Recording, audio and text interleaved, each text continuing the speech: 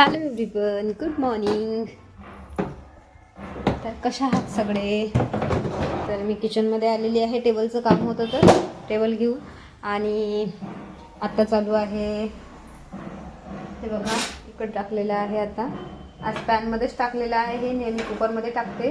तर पालकची ग्रेव्ही करत आहे आज. थोडी सार्थकला खूप आवडते, त्याच्यामुळे याच्यामध्ये मी कांदा, टोमॅटो असं सगळं टाकून घेतलेलं आहे. आणि आता म्हणजे तो खाईल इतकीच एक प्लेट करत आहे, म्हणून पॅन होतंच आधीच गॅसवर चढवलेलं, तर पॅनमध्ये टाकून घेतलेलं आहे. आणि हे मिक्सरमधून मी काढून घेणार आहे. एक ग्रेव्ही बनवणार आहे आणि त्या ग्रेव्हीला मग फोडणी करणार आहे. आणि फोडणीसोबत करणार आहे पराठे. तर सिंपल पराठे म्हणजे जशा चपात्या तेलाच्या असतात पराठे, ते करणार आहे. त्याच्यासोबत त्याला आवडतं, कारण पालकाची ग्रेव्ही तर ऑलरेडीच आहे. तर त्याच्यासोबत जसं आपले आलूचे, मेथीचे, पालकाचे पराठे असे न खाता त्या ग्रेव्हीसोबत आपल्या साध्या चपात्यासुद्धा खूप छान लागतात. तर आता जेव्हा ही थोडीशी आणखी 1-2 मिनिट शिजणार, आणि हे टोमॅटो जे अख्खे दिसत आहेत याच्यामधले हे सगळे टोमॅटो गळणार, म्हणजे एकदम छान शिजणार, तेव्हा मी ते मिक्सरमधून काढणार.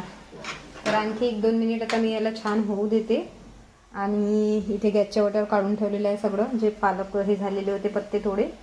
आणि आता तयार करते. याच्यामध्ये टाकायला काही जास्त नाही आहे. एक छोटासा कांदा मी इथे कापून ठेवलेलाच आहे. आणि याच्यामध्ये आता जसं थोडीशी एक छोटीशी कलमी, 2-3 मिरे आणि एक लवंग, असं इतकंसं छोटंसं लसूण अद्रकचं थोडासा पेस्ट, हे याच्यामध्ये मी आता टाकणार आहे. तर आता तोपर्यंत आवडते इकडलं.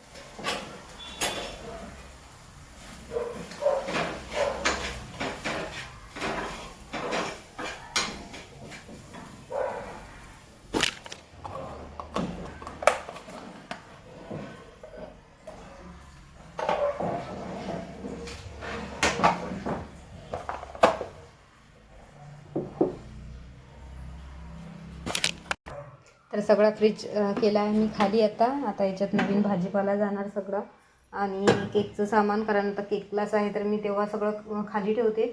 आणि जास्त तर ज्याने स्मेल लागेल ते ठेवत नाही, कारण केक जेव्हा केकचा क्लास चालू राहतो तर केकसाठी जागा खालीसुद्धा ठेवते. आणि स्मेल लागायलासुद्धा नको, काही ठेवलं तर कसं केकला लवकर स्मेल ओढून धरतात, त्याच्यामुळे मी जास्त याच्यामध्ये काहीही ठेवत नसते. तर आता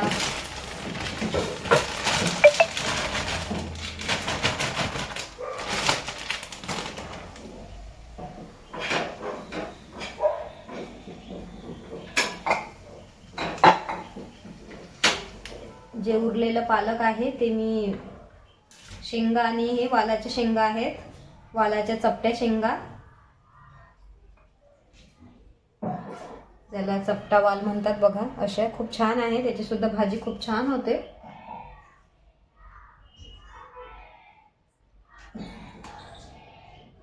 तर आता हा करेल मी रात्रीला, कारण मुलं खात नाहीत आणि लंचमध्ये तर बिलकुलही अशा भाज्या त्यांना आवडत नाहीत, म्हणून मग आता बघील त्या कराव्या लागेल. 3-4 दिवस झाले आहेत पडून.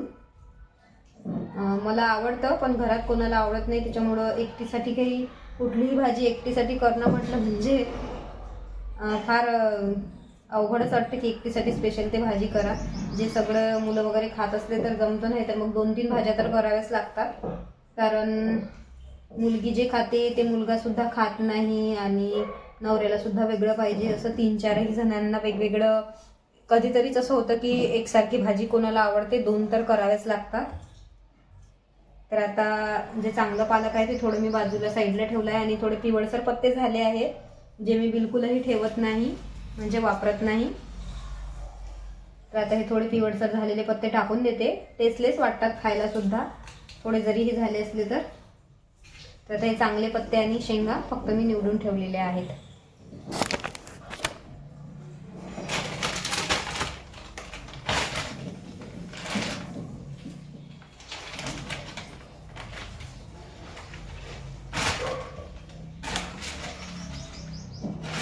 आणि इंस्टा आय डी रेखा वानखेडे 3 आहे, तर तिकडे जाऊन नक्की फॉलो करा.